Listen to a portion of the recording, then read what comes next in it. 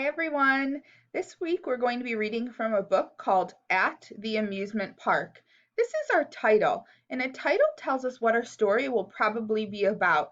So if I were to guess, I would say we'll be learning about someone that's at the amusement park. The author is Jen Voigt. She's the person who writes the words. And the illustrator is Alex Weishart, and he draws or animates the pictures. So we're going to read this book together, and then you can use it to answer your comprehension questions. Here we go. At the amusement park. Zach is at the amusement park. The merry-go-round moves slowly. The roller coaster moves fast. The pirate ship moves back and forth.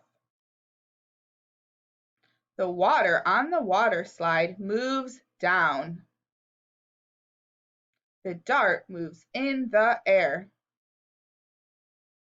What would you try? The end. See you all soon. Bye.